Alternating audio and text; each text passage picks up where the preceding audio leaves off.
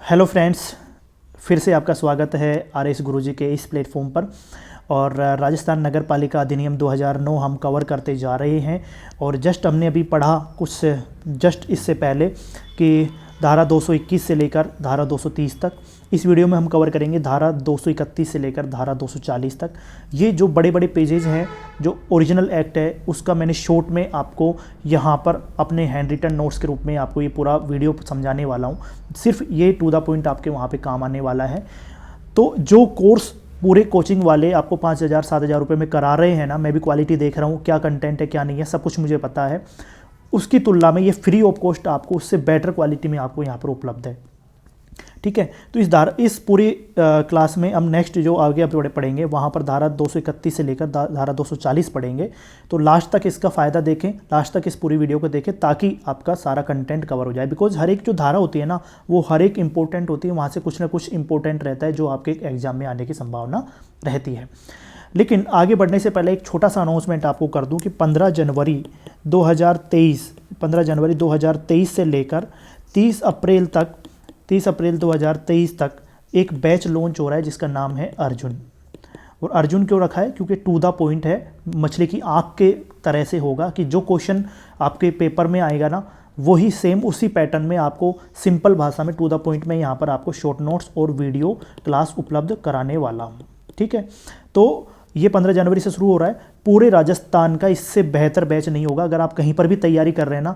Because मैं इस वजह से बता रहा हूँ कि एक बुक अगर आप EORO की लेने जाओगे ना मार्केट में, तो 100 रुपये क्या 200-300 रुपये की बुक आ रही है और सिर्फ उन्होंने डायरेक्ट कॉपी पेस्ट किया हुआ है ना। उसको पढ़ने में आपको बहुत ज़्यादा दिक्कत आएगी। सेम अगर कहीं पर भी आप कोर्स देखोगे तो 5,000 रुपये से पार्ट बी का कम कोर्स नहीं है। लेकिन यहाँ पे सिर्फ इस वजह से कि मैं रेगुलर रह पाऊँ, आप रेगुलर रह पाओ, इस चीज़ की कीमत समझ पाओ मेरी क्वालिटी की, कि मैं कितनी मेहनत कर रहा हूँ आपके लिए, इस वजह से सिर्फ 10 तारीख तक 100 रुपये में ये कोर्स अवेलेबल है। 15 तारीख से शुरू होगा। जितने ज़्यादा कहीं पर भी आप तैयारी कर रहे हैं इसको ज़रूर ज्वाइन कर लें।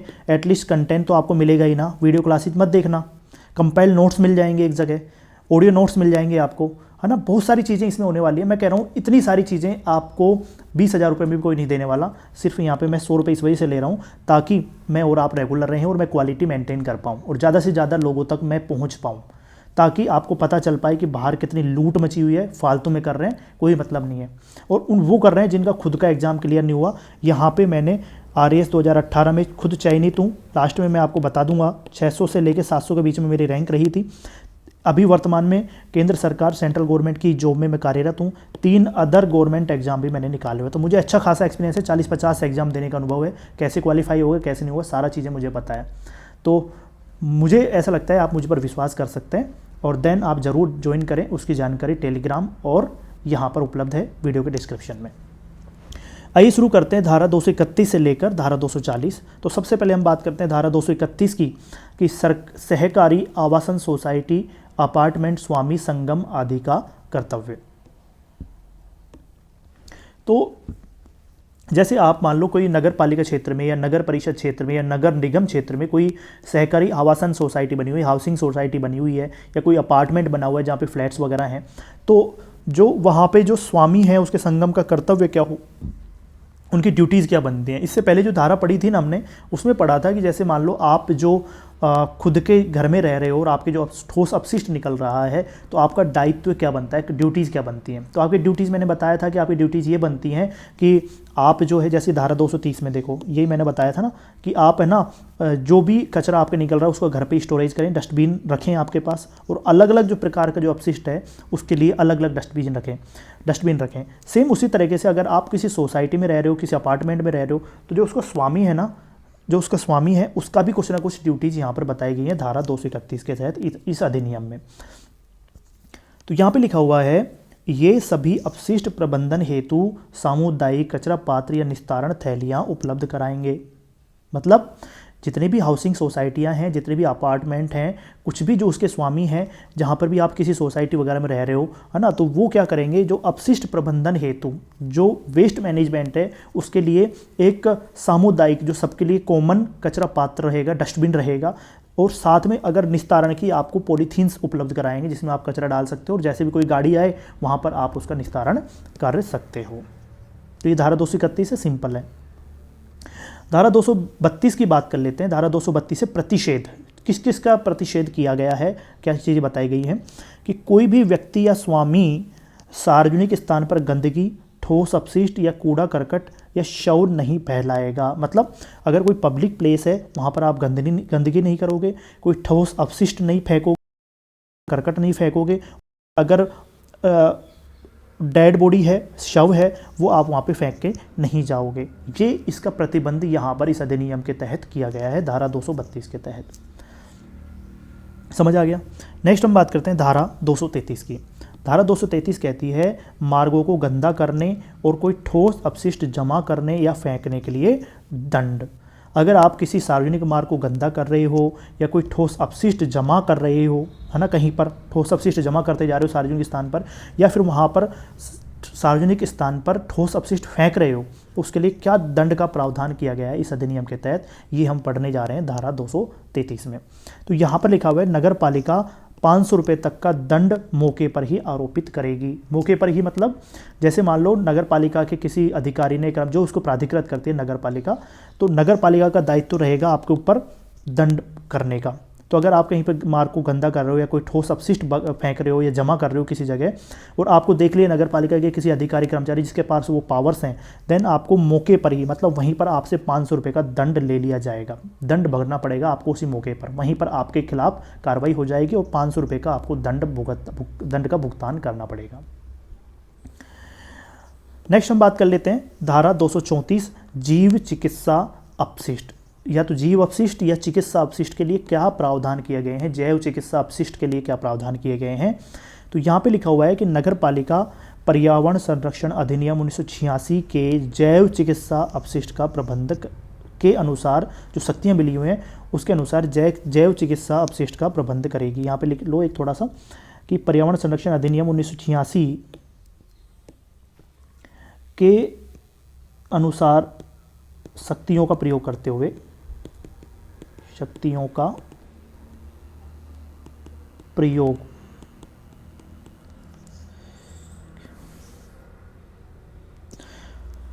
नगर पालिका पर्यावरण संरक्षण अधिनियम 1986 के अनुसार जो शक्तियां दी गई हैं उनका प्रयोग करते हुए जैव चिकित्सा अपशिष्ट का प्रबंध करेगी। तो अब कौन करेगा प्रबंध? नगर पालिका करेगी। कौन से अधिनियम के तहत? पर्यावरण संरक्षण अधिनियम 1986 के तहत जो शक्तियां दी गई हैं उसके अनुसार यहाँ पर ठोस अपशिष्ट का प्रबंधन करेगी। ये ध्यान रखना है यहाँ पे आप। अब बात कर लेते हैं धारा 235 की। धारा 235 बोलती है कि परिसंकट में अपशिष्ट अगर कोई है तो उनका प्रावधान क्या किया गया है? सेम वही प्रावधान यहाँ पे किया गया है कि नगर पालिका इस अपशिष्ट का भी प्रबंधन करेगी। कौन करेगा? नगर पालिका करेगी। किसके तहत करेगी? पर्यावरण संरक्षण अधिनियम 1986 के तहत शक्तियों का प्रयोग करते हुए। कौन सा अधिनियम? पर्यावरण संरक्षण अधिनियम 1986। पर्यावरण संरक्षण अधिनियम 1986। नगर पालिका इस अपशिष्ट का प्रबंधन करेगी और पर्यावरण संरक्षण अधिनियम 1986 के तहत करेगी। जो शक्तियां दी गई है ना उसके तहत इसका प्रबंधन करेगी। धारा 236 की अब अपन बात करते हैं। तो दोस्तों अगर आप मेरे चैनल पर नए हैं तो RS गुरुजी टेलीग्राम चैनल को ज्वाइन कर लें, इसको जरूर ज्वाइन कर लें, लाइक कर दें, सब्सक्राइब कर दें ताकि मेरा मोटिवेशन बना रहे और बहुत सारे जो लोग यहाँ पर आते हैं नए लोग उनको भी पता लगे कि यार ठीक ठाक कंटेंट यहाँ पे मिल रहा है, अच्छा पढ़ा रहे हैं सर, है ना। और अर्जुन बैच के बारे में मैंने बता दिया है। अगर आप अभी भी पहली बार यहाँ 20 से देख रहे हैं तो अर्जुन बैच जरूर उसकी डिटेल्स देख लें। अगर आपको लगता है कहीं पर भी तैयारी कर रहे हैं, आपको लगता है 5-10 नंबर मुझे एक्स्ट्रा लेके आना है तो वो जरूर ज्वाइन कर लें। कतिपय बहिर्गत भागों के लिए अनुज्ञा आवश्यक है। कुछ जो बहिर्गत भाग है ना उनके लिए अनुज्ञा आवश्यक है, ये बताया जा रहा है 236। तो बहिर्गत भाग कौन से होते हैं? मैंने आपको बताया था जैसे आपका भवन है और इसका जो बाहर का कोई हिस्सा बना हुआ है तो इसका बहिर्गत भाग कहलाएगा, मतलब बाहर का भाग कहलाएगा। तो इसके बारे में क्या प्रावधान किए गए हैं? ये है कि सार्वजनिक मार्ग के भवन का स्वामी अधिभोगी भवन के ऊपरी मंजिल में खुले बरामदे बालकनी हेतु नगर पालिका से अनुमति लेगा। इसका मतलब क्या हुआ? जैसे मान लो ये सार्वजनिक मार्ग जा रहा है, ठीक है, और सार्वजनिक मार्ग पर आपका मकान यहाँ बना हुआ है।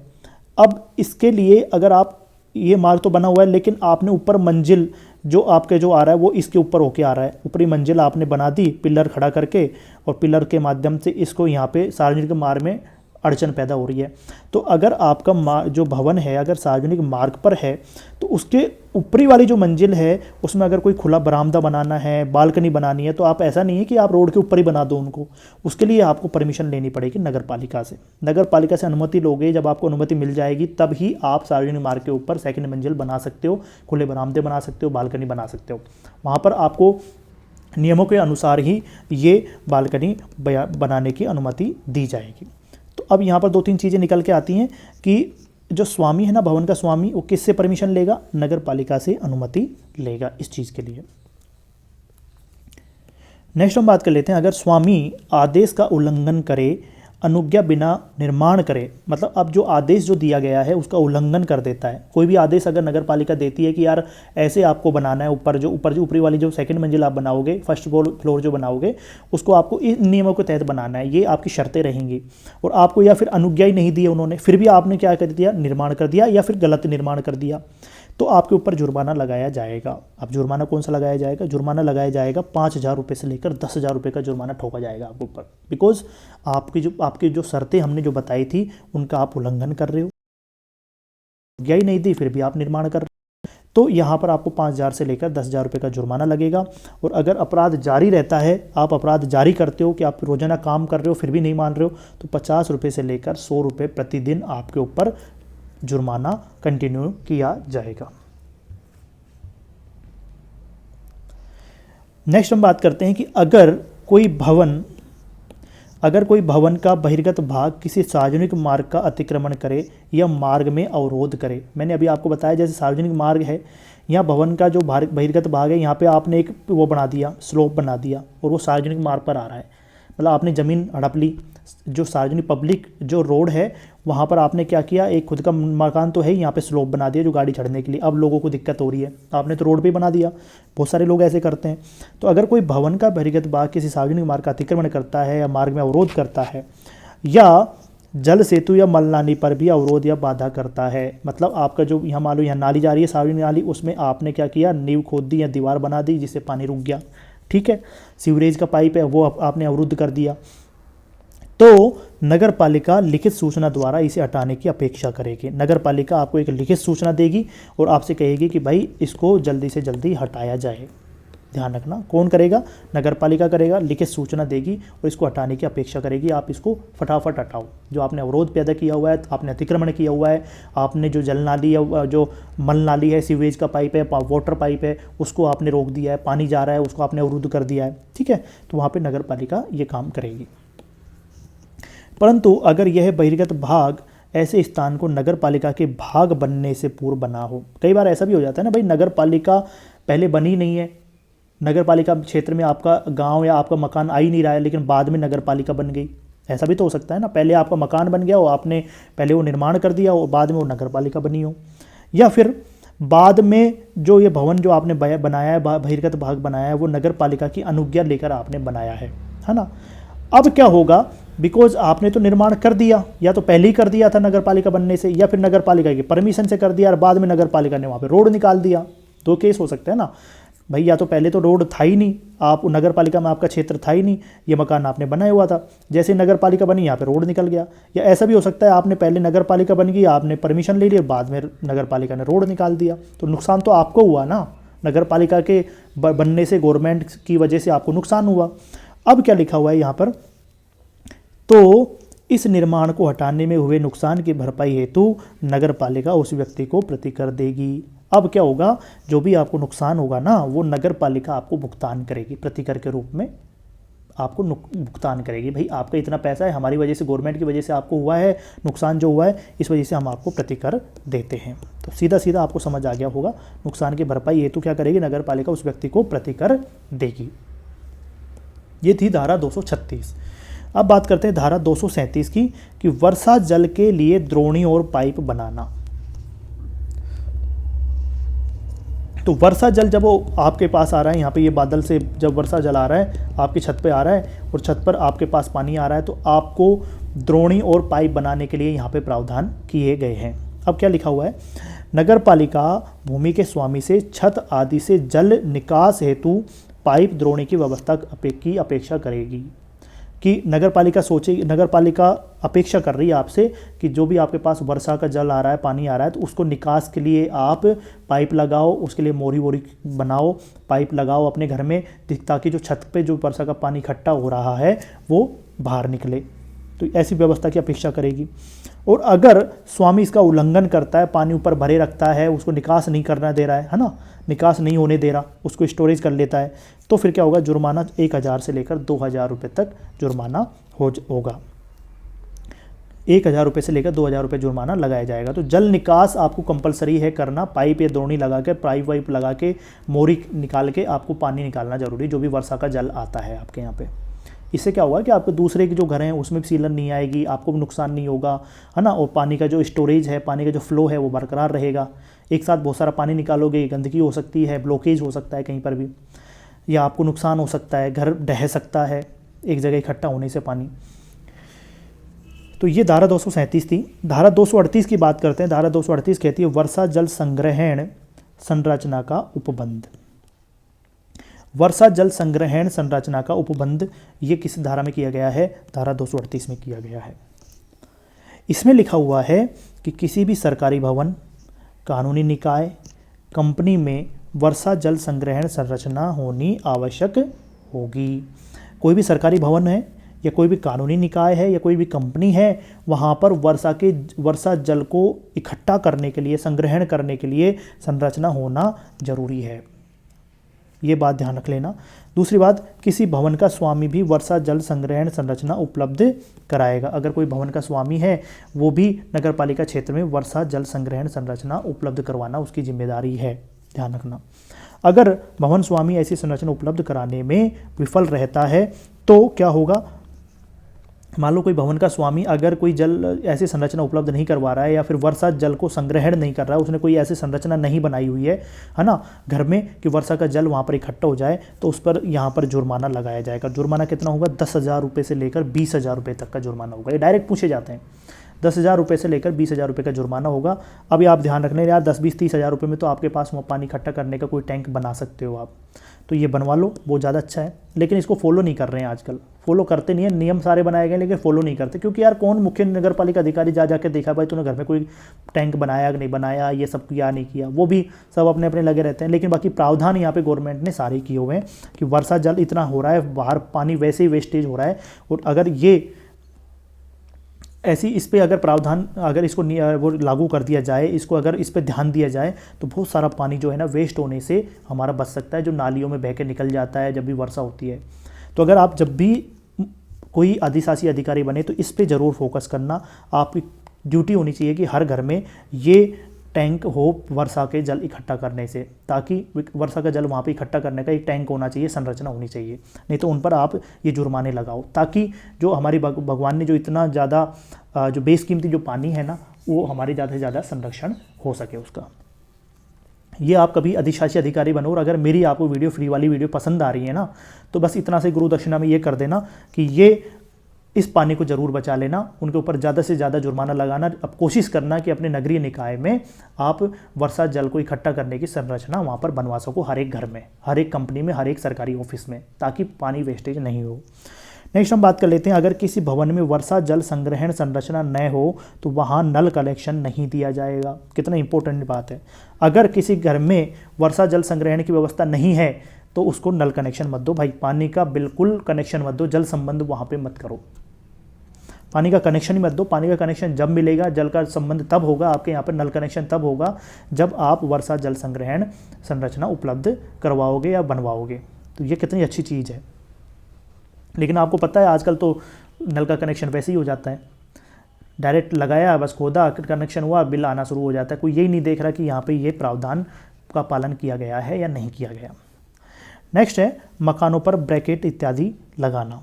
तो नगर पालिका भवन के बाहर बिजली के तार, टेलीफोन तार हेतु ब्रैकेट लगा सकती है भवन के बाहर, कि ताकि जो सार्वजनिक जो तार हैं उनको आसानी हो, उनको पास करने में, उनको लगाने में, उनको जोड़े रखने में। तो ब्रैकेट लगा सकती है नगर पालिका। नेक्स्ट बात कर लेते हैं 240, मार्गों के नाम रखना और मकानों का संख्यांकन करना। मतलब मार्गों के नाम रखना भी क्या प्रावधान किए गए हैं मार्गों के नाम, जैसे संसार चंद्र रोड हो गया, या अब्दुल कलाम रोड हो गया, या औरंगजेब रोड हो गया, या रायसीना हिल हो गया। तो मकानों का संख्यांकन, और मकानों का संख्यांकन, संख्या के अंकन, भाई कितने मकान हैं, मकान का नंबर कौन सा है, मकान नंबर कौन सा है, ये सारा क्या प्रावधान किए गए हैं ये अपन पढ़ने वाले हैं। तो यहाँ पे लिखा हुआ है नगर पालिका प्रत्येक मार्ग, सार्वजनिक मार्ग के सहज दृश्य भाग पर उसके नाम को लगाने, पेंट किए जाने की व्यवस्था करेगी। मतलब अगर कोई रोड जा रहा है तो नगर पालिका क्या करेगी, नगर पालिका का काम क्या है, नगर पालिका जो भी प्रत्येक मार्ग है या कोई भी सार्वजनिक मार्ग है जहाँ पर सबको दिखाई दे जाए, सहज दृश्य मतलब सबको दिखाई देने वाली जगह पर, वहाँ पर उसके नाम को लगाने की या पेंट किए जाने की, भाई नाम पेंट किया कर दिया जाए या कोई पत्थर लगा दिया जाए, इस पर लिखा हो भाई ये फलाना रोड है, ये ढीका रोड है, ठीक है। तो उस पर व्यवस्था करेगी, कौन करेगी, नगर पालिका करेगी। राज्य सरकार नगर पालिका को किसी मार्ग, कॉलोनी, पुल, बाजार आदि का नाम अभिहित करने का निर्देश देगी जो मानना बाध्यकारी होगा। मतलब राज्य सरकार बोलेगी कि भाई इस मार्ग, इस कॉलोनी को इस नाम से जाना जाएगा और ये आपको बाध्य होगा, यहाँ पे आपको पेंट करवाना आवश्यक है, उसको लिखना आवश्यक है, ठीक है। तो राज्य सरकार यहाँ पर अभिहित करेगी नगर पालिका को कोई भी नाम वगैरह। भवन के बाहर भवन संख्या की प्लेट नगर पालिका लगाएगी जिसका खर्चा मकान स्वामी स्वयं वहन करेगा। जो भवन के बाहर कहीं पर भी कोई मकान है उसके बाहर भवन संख्या जो भी होगी, भाई ये मकान नंबर 5 है, मकान नंबर 10 है, ये व्यवस्था कौन कराएगी, नगर पालिका कराएगी, है ना। लेकिन उसका खर्चा मकान स्वामी स्वयं वहन करेगा। भाई 50 रुपये, 100 रुपये आपके पत्थर का मकान नंबर लगवाना है या कोई पेंट करवाना है, ये सारा खर्चा मकान मालिक स्वयं वहन करेगा। व्यवस्था कौन कराएगी, नगर पालिका कराएगी। नेक्स्ट है, अगर कोई व्यक्ति इस प्लेट नाम को हटाए या नष्ट करे बदले तो जुर्माना 1000 रुपये से 2000 रुपये तक है। अब ऐसे कोई उग्रवादी ऐसे भी होते हैं, आतंकवादी, जो क्या करते हैं उस प्लेट को हटा देते हैं, अपने हिसाब से नाम को हटा देते हैं, कहीं पे मार्ग पे कोई नाम लिखा हुआ है उसको हटा देते हैं, है ना, या फिर उसको नष्ट कर देते हैं, खराब कर देते हैं, या उसको बदल देते हैं कि जैसे संसार चंद्र है तो उसको वीरप्पन रोड कर दिया, औरंगजेब रोड है तो उसको हुमायूं रोड कर दिया, है ना। तो अगर कोई व्यक्ति करेगा, जब तक नगर पालिका नहीं करेगी, राज्य सरकार उसके नहीं कहेगी, तब तक वो नाम चेंज नहीं होगा। अगर अपनी मर्जी से कोई लड़का, आदमी कोई भी कर देता है, उसको चेंज कर देता है तो उसके ऊपर जुर्माना लगाया जाएगा 1000 रुपये से लेकर 2000 रुपये तक। आपके पास ऐसा नहीं है कि आप इसको अपने मन से हटा दो, चेंज कर दो, ऐसा कोई प्रावधान नहीं किया गया। अगर आप नाम हटा देते हो, उसको नष्ट कर देते हो, तो उसको दिक्कत यहाँ पर आपको ही होने वाली है। तो ये अभी तक हमने पढ़ा धारा 240 तक, बहुत इंपॉर्टेंट है। नेक्स्ट आगे हम पढ़ने वाले हैं धारा 241 से। तो फिर से मैं बता दूं, अगर आप टेलीग्राम चैनल पर, यूट्यूब पर चैनल पर नए हैं तो ज़रूर इसको लाइक करें, शेयर करें, सब्सक्राइब करें दोस्तों के साथ में। अर्जुन बैच 15 जनवरी से शुरू हो रहा है, उसको जरूर ज्वाइन कर लें। कहीं पर भी आप तैयारी कर रहे हैं, निसंदेह आपको 5 से 10 अंकों का फ़ायदा होने वाला है। इसकी जानकारी सारी आपको डिस्क्रिप्शन में मिल जाएगी। तब तक के लिए नेक्स्ट वीडियो, नेक्स्ट क्लास के लिए जय हिंद, जय भारत।